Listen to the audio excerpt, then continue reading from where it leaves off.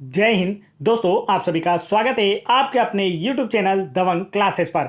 तो दोस्तों, आज हम आप लोगों के लिए लेकर आए हैं मध्य प्रदेश वन रक्षक और जल प्रहरी एग्जाम की तैयारी के लिए प्रैक्टिस सेट नंबर 11, जिसमें current affair, GK, GS, MP GK और साइंस के इंपॉर्टेंट क्वेश्चन आपको लोगों के लिए लिए गए हैं, जो कि आपके आने वाले एमपी फॉरेस्ट और जेल प्रहरी एग्जाम के लिए काफी ज्यादा इंपॉर्टेंट साबित होंगे। तो वीडियो में लास्ट तक जरूर बने रहें। चलिए शुरू करते हैं, देखते हैं आज का फर्स्ट क्वेश्चन में आप लोगों से पूछा गया है, भारत में एमएसएमई सामानों का सबसे बड़ा खरीदार कौन बना है। चार ऑप्शन आपको दिए गए। पूछा गया है कि भारत में एमएसएमई सामानों का सबसे बड़ा खरीदार कौन बना है।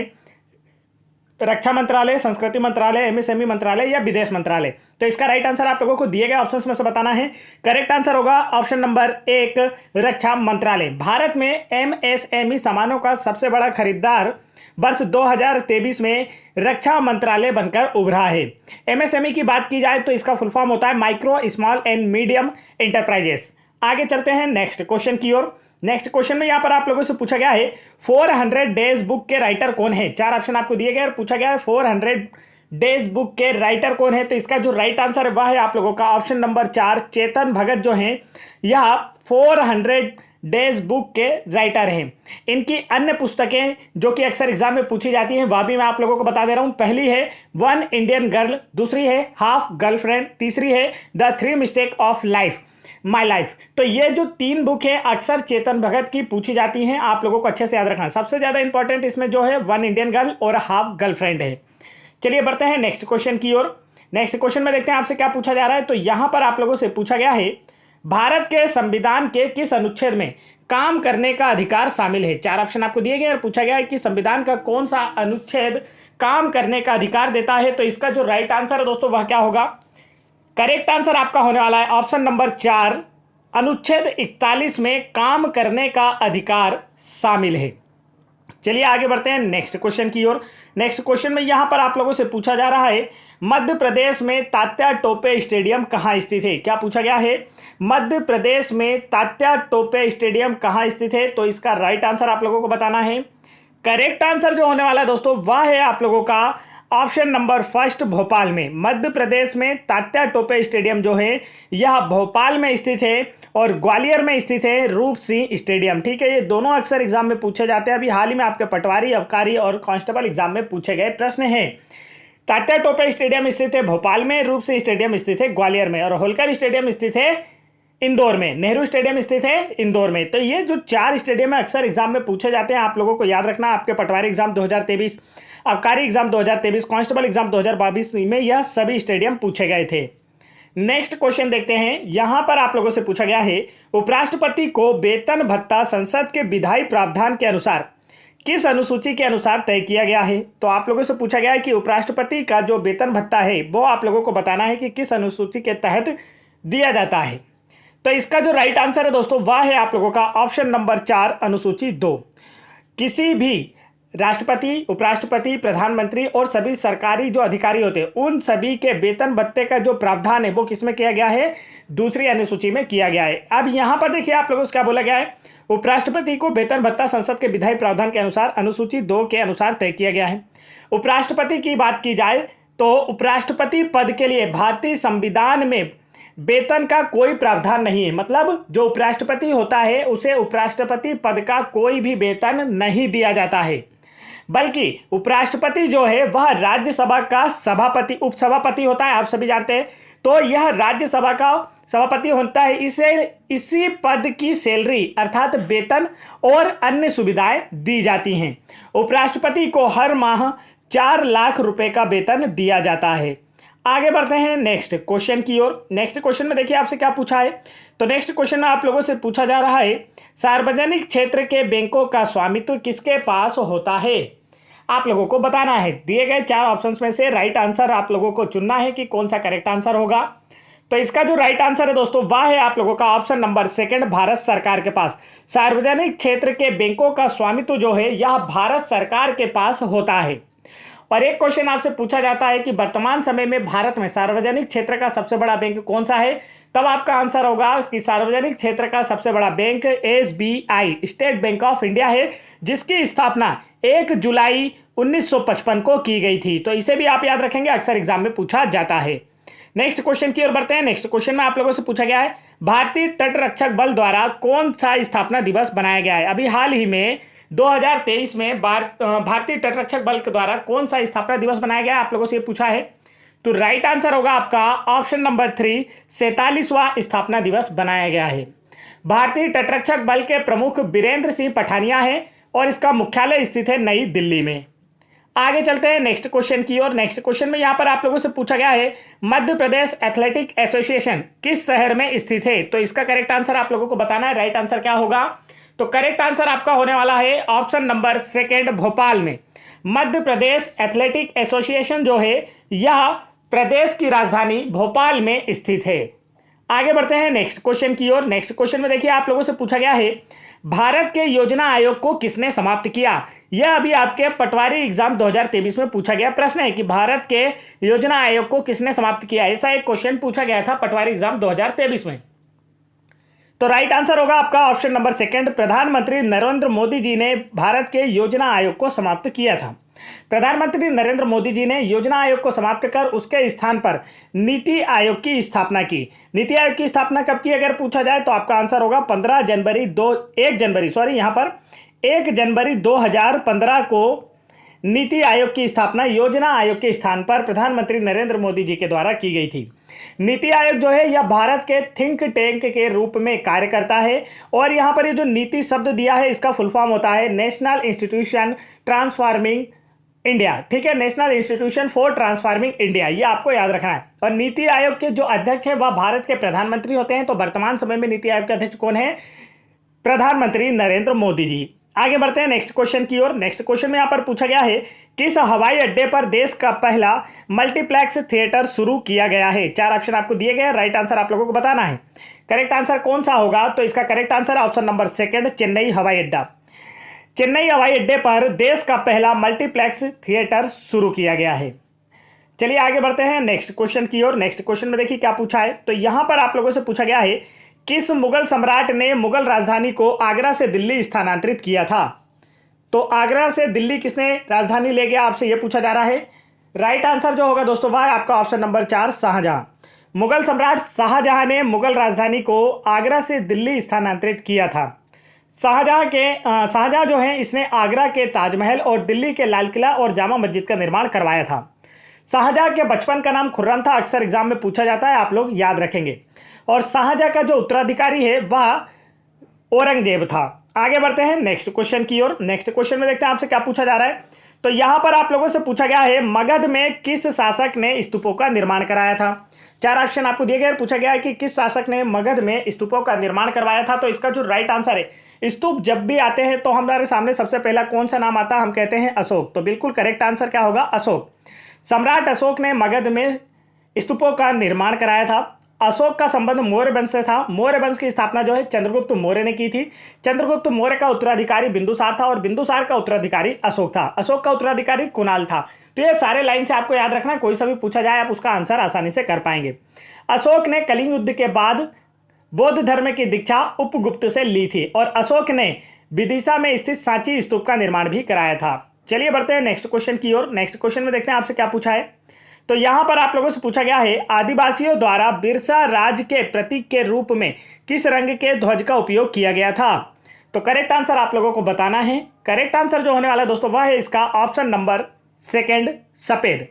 आदिवासियों द्वारा बिरसा राज के प्रतीक के रूप में सफेद रंग के ध्वज का उपयोग किया गया था। और बिरसा मुंडा जो है एक आदिवासी क्रांतिकारी थे, उन्हें धरती आबा के नाम से भी जाना जाता था। देखिए ये क्वेश्चन अगर आप लोगों से पूछा जाए कि किसे धरती आबा के नाम से भी जाना जाता था तो आपका आंसर होना चाहिए बिरसा मुंडा को, जो कि एक आदिवासी क्रांतिकारी थे। आगे चलते हैं नेक्स्ट क्वेश्चन की ओर। बढ़ने से पहले दोस्तों मैं आपको बता दूं, यदि आप लोग एमपी फॉरेस्ट और जेल प्रहरी एग्जाम की प्रिपरेशन को और बेहतर करना चाहते हैं तो आप हाल ही में एमपी गवर्नमेंट द्वारा कंडक्ट कराए गए exam MP police constable exam 2022, MP आबकारी एग्जाम 2023 और पटवारी एग्जाम 2023 की सभी शिफ्टों में पूछे गए जितने भी क्वेश्चन हैं उन सभी का जरूर सॉल्यूशन करके देखिए, क्योंकि प्रीवियस ईयर एग्जाम से क्वेश्चन काफी ज्यादा आता है और इनका एग्जाम इनकी सभी शिफ्टों का सॉल्यूशन कर आपको पता चलेगा कि अभी एग्जाम का लेवल क्या चल रहा है, किस प्रकार के क्वेश्चन आप लोगों से पूछे जा रहे हैं। तो यदि आप लोगों को ये सारी पीडीएफ डाउनलोड करना है तो आप वीडियो के डिस्क्रिप्शन में दिए गए लिंक पर क्लिक करके डाउनलोड कर सकते हैं। और यदि आप लोग पटवारी एग्जाम 2023 और कांस्टेबल एग्जाम 2022 की सब्जेक्ट 22 पीडीएफ फाइल भी डाउनलोड करना चाहते हैं, जैसे मैथ्स की 70 शिफ्टों की पीडीएफ फाइल अलग से, हिंदी की 70 शिफ्टों की पीडीएफ फाइल अलग से, साइंस की 70 शिफ्टों की पीडीएफ फाइल अलग से, और साथ ही साथ आप लोगों की जीके जीएस की 70 शिफ्टों की फाइल अलग से, इंग्लिश की 70 शिफ्टों की फाइल अलग से डाउनलोड करना चाहते हैं, क्योंकि शिफ्ट वाइज पढ़ना काफी ज्यादा आसान होता है। मान लीजिए आप कभी इंग्लिश पढ़ रहे हैं तो रेगुलर आप 70 शिफ्टों की इंग्लिश पढ़ सकते हैं कि क्या क्या आपसे पूछा गया था। जीके जीएस पढ़ रहे हैं तो रेगुलर पढ़ सकते हैं। मैथ्स से पढ़ने बैठे हैं तो मैथ्स भी लगातार हम 70 शिफ्टों के मैथ्स से सॉल्व करके देख सकते हैं। एक पूरी पीडीएफ में क्या होता है, आपको आगे स्क्रॉल करके जाना होता है, जो काफी परेशानी होती है। तो सब्जेक्ट वाइज पीडीएफ भी अगर आप लोगों को डाउनलोड करना है तो आप वीडियो के डिस्क्रिप्शन में दी गई लिंक पर क्लिक करके डाउनलोड कर सकते हैं। नहीं तो इस नंबर पर, जो नंबर मैं आप लोगों को स्क्रीन पर दे रहा हूं, इस नंबर पर व्हाट्सअप कर भी आप हमसे आसानी से सारी पीडीएफ प्राप्त कर सकते हैं, जिससे आपकी प्रिपरेशन बेहतर हो पाएगी और आने वाले फॉरेस्ट और जेल प्रहरी एग्जाम, एमपीएसआई और एमपी कांस्टेबल जैसे एग्जाम में आप लोगों का भी सिलेक्शन हो पाएगा। चलिए बढ़ते हैं नेक्स्ट क्वेश्चन की ओर। नेक्स्ट क्वेश्चन में पूछा है, मुगल मातृ पक्ष से किसके वंशज थे। 4 ऑप्शन आपको दिए गए, पूछा गया है कि मुगल जो है मातृ पक्ष से किसके वंशज थे। हाल ही में आपके पटवारी एग्जाम 2023 में पूछा गया प्रश्न है। ऐसा क्वेश्चन एक पटवारी एग्जाम और अबकारी एग्जाम में पूछा गया था। तो इसका जो राइट आंसर है ना दोस्तों, वह क्या होगा, तो करेक्ट आंसर आप लोगों का यहां पर होने वाला है चंगेज खां। मुगल जो है मातृ पक्ष से चंगेज खां के पुत्र थे। मुगल वंश की जो नींव है, इब्राहिम लोदी को हराकर बाबर ने पानीपत के प्रथम युद्ध 1526 के बाद रखी थी। बाबर की बात की जाए तो बाबर जो है यह पिता पक्ष से तैमूर तथा मातृ पक्ष से चंगेज खां का वंशज था। तो यहां से मातृ पक्ष के बारे में पूछा गया तो चंगेज खां आंसर है, पिता पक्ष से पूछा जाता तो तैमूर करेक्ट आंसर होता। आगे बढ़ते हैं नेक्स्ट क्वेश्चन की ओर। नेक्स्ट क्वेश्चन में पूछा गया है, 2023 गणतंत्र दिवस पर भारत द्वारा मुख्य अतिथि के रूप में किसे आमंत्रित किया गया है। तो इसका जो राइट आंसर है ना दोस्तों, वह होगा आप लोगों का ऑप्शन नंबर 4 फतह अल सीसी। 2023 गणतंत्र दिवस समारोह में मुख्य अतिथि के रूप में अब्दुल फतह अल सीसी को आमंत्रित किया गया था। और अब्दुल फतह अल सीसी जो हैं यह मिस्र देश के राष्ट्रपति हैं। तो यह भी आप लोगों से पूछा जा सकता है एक क्वेश्चन देकर कि 2023 के गणतंत्र दिवस समारोह पर किस देश के राष्ट्रपति को आमंत्रित किया गया था। तो देश के जब नाम आएंगे तो आंसर होगा मिस्र के राष्ट्रपति अब्दुल फतह अल सीसी को आमंत्रित किया गया था। आगे बढ़ते हैं नेक्स्ट क्वेश्चन की ओर। नेक्स्ट क्वेश्चन में यहाँ पर पूछा गया है, निम्नलिखित में से किसने हुमायूं की जीवनी लिखी थी। देखिए यहाँ पर जिसने की जगह किसने हुमायूं की जीवनी लिखी थी आप लोगों से पूछा गया है, ठीक है। तो इसका जो राइट आंसर है वो क्या होगा, करेक्ट आंसर आप लोगों का होने वाला है ऑप्शन नंबर 1 गुलबदन बेगम ने हुमायूं की जीवनी लिखी थी। हुमायूं बाबर का उत्तराधिकारी और अकबर का पिता था। यह ज्योतिष में विश्वास रखता था। एक क्वेश्चन अक्सर एग्जाम में पूछा जाता है कि कौन सा मुगल शासक ज्योतिष में विश्वास रखता था, तो आपका आंसर होगा हुमायूं। दूसरा क्वेश्चन अक्सर एग्जाम में पूछा जाता है कि किस मुगल शासक ने दरबार में 7 दिन 7 अलग अलग रंग के कपड़े पहनने का नियम बनाया था, तब भी आपका आंसर होगा हुमायूं ने। आगे चलते हैं नेक्स्ट क्वेश्चन की ओर। नेक्स्ट क्वेश्चन में यहाँ पर आप लोगों से पूछा गया है, सैयद मुश्ताक अली की आत्मकथा का नाम क्या है। 4 ऑप्शन आपको दिए गए और पूछा गया है सैयद मुश्ताक अली की आत्मकथा का नाम क्या है। तो राइट आंसर होगा आपका option number 1 cricket delightful Syed Mushtaq Ali की आत्मकथा का नाम है। अब सैयद मुश्ताक अली की बात की जाए तो देखिए क्रिकेट शब्द आया, मतलब ये क्या थे, क्रिकेटर थे। और यह जो है इनका जन्म जो है मध्य प्रदेश के इंदौर में हुआ था। यह अक्सर पूछा जाता है कि सैयद मुश्ताक अली का संबंध कहाँ से है। ऑप्शन में आपको मध्य प्रदेश के 4 शहरों के नाम दिए जाते हैं और आंसर होता है इंदौर, क्योंकि इनका जन्म कहाँ से हुआ था, इंदौर में हुआ था। और विदेशी धरती पर पहला विदेशी टेस्ट शतक लगाने का जो गौरव है वह सैयद मुश्ताक अली को ही प्राप्त है। तो ऐसा क्वेश्चन भी पूछा जा सकता है कि किस खिलाड़ी ने विदेशी धरती पर पहला टेस्ट शतक लगाने का गौरव हासिल किया है, तब भी आपका आंसर होगा सैयद मुश्ताक अली। और इनकी आत्मकथा का नाम है क्रिकेट डिलाइटफुल।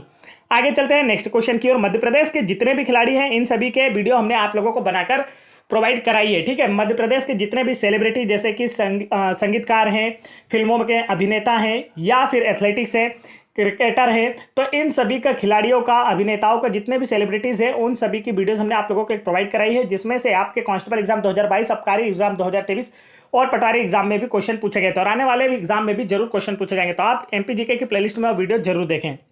नेक्स्ट क्वेश्चन में यहाँ पर पूछा गया है, निम्नलिखित में से कौन सा दिन प्रति वर्ष 15 सितंबर को मनाया जाता है। तो 15 सितंबर को कौन सा दिन मनाया जाता है आप लोगों से ये पूछा जा रहा है। राइट आंसर होगा लोकतंत्र का अंतर्राष्ट्रीय दिवस। प्रत्येक वर्ष लोकतंत्र का अंतर्राष्ट्रीय दिवस जो है यह 15 सितंबर को मनाया जाता है और भारत जो है यह विश्व का सबसे बड़ा लोकतांत्रिक देश है। पूछा जा सकता है कि विश्व का सबसे बड़ा लोकतांत्रिक देश कौन सा है, तब आपका आंसर क्या होगा, भारत। नेक्स्ट क्वेश्चन में पूछा है, निम्नलिखित में से कौन राष्ट्रीय विकास परिषद का सदस्य नहीं है। तो इसका राइट आंसर क्या होगा? तो करेक्ट आंसर होगा ऑप्शन नंबर 4, सभी राज्यों के जो राज्यपाल हैं यह राष्ट्रीय विकास परिषद के सदस्य नहीं होते हैं। इसके अतिरिक्त राज्यों के मुख्यमंत्री, सभी कैबिनेट मंत्री, योजना आयोग के सदस्य, यह सभी क्या होते हैं? राष्ट्रीय विकास परिषद के सदस्य होते हैं। चलिए बढ़ते हैं। अगर यहाँ पर देखिए एक क्वेश्चन और पूछ लिया जाए कि क्या जो राज्यपाल से रिलेटेड कि राज्यपाल की नियुक्ति किसके द्वारा की जाती है, तो आपका आंसर क्या होगा? राज्यपाल की नियुक्ति अनुच्छेद 155 के अनुसार भारत के राष्ट्रपति करते हैं। आगे बढ़ते हैं नेक्स्ट क्वेश्चन की ओर। नेक्स्ट क्वेश्चन में पूछा गया है, मिश्रित अर्थव्यवस्था को लागू करने के लिए भारत ने किस पंचवर्षीय योजना को चुना था? तो इसका करेक्ट आंसर आप लोगों को बताना है। तो करेक्ट आंसर जो होने वाला है दोस्तों वह है आप लोगों का ऑप्शन नंबर 3, दूसरी पंचवर्षीय योजना। मिश्रित अर्थव्यवस्था को लागू करने के लिए भारत ने दूसरी पंचवर्षीय योजना को चुना था। द्वितीय पंचवर्षीय योजना का जो समय है वह 1956 से 1961 तक था और इसमें कृषि पर कम तथा औद्योगिकीकरण पर ज़्यादा ध्यान केंद्रित किया गया था। मतलब इसमें मिश्रित अर्थव्यवस्था की बात की गई है तो किस किस पर ध्यान केंद्रित किया गया था? कृषि और उद्योग पर, और सर्वाधिक जो ध्यान केंद्रित किया गया था किस पे किया गया था? औद्योगिकीकरण पर किया गया था।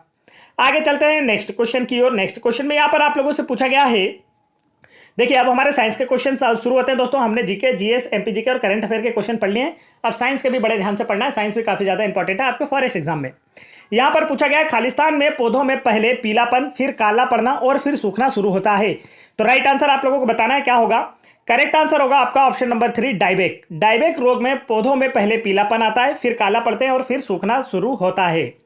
आगे चलते हैं नेक्स्ट क्वेश्चन की ओर। नेक्स्ट क्वेश्चन में यहाँ पर पूछा गया है, फलों के पकने के लिए कौन सा पादप हार्मोन उत्तरदायी है? तो दोस्तों वीडियो पसंद आ रहा है तो वीडियो को लाइक कीजिए, चैनल पर पहली बार आए तो चैनल को जरूर सब्सक्राइब कर लीजिए आने वाले एमपी गवर्नमेंट के किसी भी एग्जाम में सिलेक्शन लेने के लिए।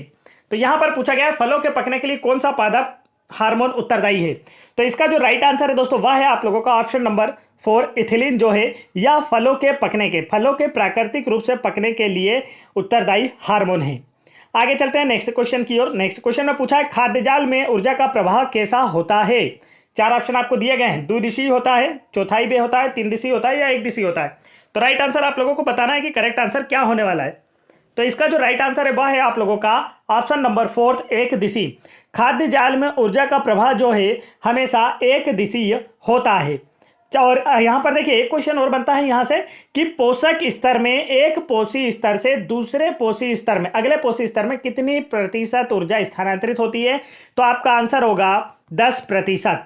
पोषण स्तर में एक पोषी स्तर से अगले पोषी स्तर में 10% ऊर्जा स्थानांतरित होती है।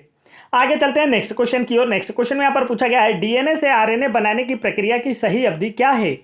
तो इसका राइट आंसर है ऑप्शन नंबर 4, प्रतिलिपि। डीएनए से आरएनए बनाने की प्रक्रिया की सही अवधि प्रतिलिपि है। डीएनए का फुल फॉर्म होता है डीऑक्सी राइबो न्यूक्लिक एसिड और आरएनए का फुल फॉर्म होता है राइबो न्यूक्लिक एसिड। दोनों के फुल फॉर्म अक्सर एग्जाम में पूछे जाते हैं, आप लोगों को काफी अच्छे से याद होना चाहिए।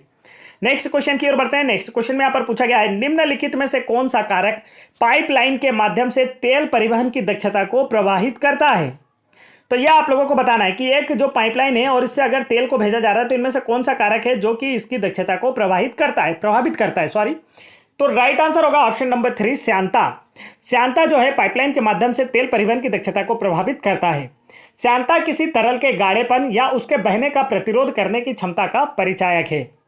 नेक्स्ट क्वेश्चन की ओर बढ़ते हैं। नेक्स्ट क्वेश्चन में यहाँ पर पूछा गया है, उत्तरी गोलार्ध में ओजोन परत के विनाश की स्थिति किस माह में देखी जा सकती है? तो इसका जो राइट आंसर है वह है आप लोगों का ऑप्शन नंबर 4, मार्च और अप्रैल। उत्तरी गोलार्ध में ओजोन परत के विनाश की जो स्थिति है मार्च और अप्रैल के माह में देखी जा सकती है, क्योंकि इसी दौरान उत्तरी गोलार्ध में गर्मी होती है और गर्मी में काफ़ी ज़्यादा एयर कंडीशनर और रेफ्रिजरेटर का यूज़ किया जाता है। ओजोन परत जो है या सूर्य की पराबैंगनी किरणों से पृथ्वी के जीवों की रक्षा करती है। ओजोन का जो अणु होता है वह त्रिपरमाणविक होता है, अर्थात ऑक्सीजन के 3 अणु मिलकर ओजोन के एक अणु का ऑक्सीजन के 3 परमाणु मिलकर ओजोन के एक अणु का निर्माण करते हैं। और प्रत्येक वर्ष 16 सितंबर को ओजोन दिवस मनाया जाता है। तो ये क्वेश्चन भी अक्सर एग्जाम में पूछा जाता है कि प्रत्येक वर्ष किस तारीख को ओजोन दिवस मनाया जाता है, तो आपका आंसर होगा 16 सितंबर को। नेक्स्ट क्वेश्चन में पूछा गया है, निम्नलिखित में से कौन सा बेकिंग सोडा के साथ तेज बुदबुदाहट देता है? तो इसका जो राइट आंसर है वह है आपका ऑप्शन नंबर 3, एथेनोइक अम्ल जो है यह बेकिंग सोडा के साथ तेज बुदबुदाहट देता है। एथेनोइक अम्ल अर्थात CH3COOH, इसे आमतौर पर एसिटिक एसिड भी कहा जाता है। आगे चलते हैं नेक्स्ट क्वेश्चन की ओर। नेक्स्ट क्वेश्चन में पूछा गया है, निम्नलिखित में से कौन सा ईंधन कैलोरी मान के आधार पर सबसे कुशल माना जाता है? तो राइट आंसर आप लोगों को बताना है। करेक्ट आंसर जो होने वाला है दोस्तों वह क्या होगा? करेक्ट आंसर है आप लोगों का ऑप्शन नंबर 3, हाइड्रोजन को कैलोरी मान के आधार पर सबसे कुशल ईंधन माना जाता है। हाइड्रोजन को भविष्य का ईंधन भी कहा जाता है। अक्सर एग्जाम में पूछा जाता है कि किसको भविष्य का ईंधन कहा जाता है, तो आंसर होगा हाइड्रोजन को। नेक्स्ट क्वेश्चन पूछा है कौन सा विटामिन बड़ी मात्रा में हड्डियों को नुकसान पहुंचाता है? तो इसका जो राइट आंसर वह है आप लोगों का ऑप्शन नंबर सी, विटामिन यहां पर हड्डियों को नुकसान पहुंचाता है। तो ऑप्शन नंबर फर्स्ट इसका करेक्ट आंसर होगा। विटामिन सी जो है यह बड़ी मात्रा में हड्डियों को नुकसान पहुंचाता है। विटामिन सी का प्रचुरतम स्रोत जो है आंवला है। विटामिन सी की कमी से स्कर्वी रोग होता है। नेक्स्ट क्वेश्चन की ओर बढ़ते हैं। नेक्स्ट क्वेश्चन में पूछा गया है खालिस्तान के कारण एक सील की गई जगह में कोयला या लकड़ी का कोयला जलाना खतरनाक है। अब यह एक पूरा बंद कमरा है और आपको बताइए कि दिए गए ऑप्शंस में से किसके कारण एक बंद कमरे में कोयला जलाना हानिकारक हो सकता है। आप लोगों से पूछा गया है। तो अगर कोयले को जलाया जाएगा तो पूरे कमरे में क्या हो जाएगा? धुआं गूंज जाएगा। अब इस धुएं में क्या होता है आपको ये बताना है। तो आपका जो राइट आंसर है वो होगा ऑप्शन नंबर 3, कार्बन मोनोऑक्साइड विषाक्तता का खतरा है। देखिए किसी बंद कमरे में अगर कोयला या लकड़ी का कोयला जलाया जाता है तो उससे कार्बन मोनोऑक्साइड गैस उत्पन्न होती है जो कि एक विषैली गैस होती है। तो अर्थात जिससे विषैली गैस होती है जिसकी वजह से क्या हो सकता है? व्यक्ति की जान भी जा सकती है। तो यहाँ पर इसका जो राइट आंसर वो क्या है? कार्बन मोनोऑक्साइड विषाक्तता के खतरा के कारण एक सील की गई जगह में कोयला या लकड़ी का कोयला जलाना खतरनाक हो सकता है। चलिए आगे चलते हैं। तो ये थे दोस्तों आज के हमारे टॉप 30 क्वेश्चन जो हम आप लोगों के लिए लेकर आए थे। यहाँ पर हमने आप लोगों के लिए क्विज रखी जिसका आंसर आप लोगों को हमें कमेंट करके बताना है। आज की क्विज है इको मार्क, क्या बोला गया है? इको मार्क किन भारतीय उत्पादों को प्रदान किया जाता है? तो इसका राइट आंसर आप लोग हमें कमेंट करके बताएंगे। आप लोगों को जितनी भी पीडीएफ फाइल बताई गई है यदि आप लोगों को डाउनलोड करना है तो आप इस नंबर पर व्हाट्सअप करके हमसे आसानी से सारी पीडीएफ प्राप्त कर सकते हैं। तो दोस्तों वीडियो पसंद आया तो वीडियो को लाइक करें, चैनल पर पहली बार आए तो चैनल को जरूर सब्सक्राइब कर लें। साथ ही यदि आपने अभी तक बेल आइकन के बटन नहीं दबाई तो बेल आइकन के बटन दबा लीजिए ताकि ऐसे इंपॉर्टेंट एजुकेशनल वीडियो के नोटिफिकेशन आप तक आसानी से पहुंचते रहें। जय हिंद दोस्तों।